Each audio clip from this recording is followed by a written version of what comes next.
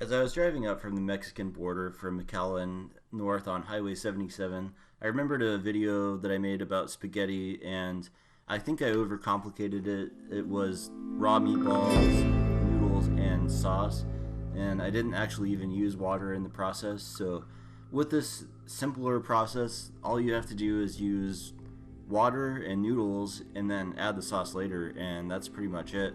And this is also one of the best rest stops that I've been to ever.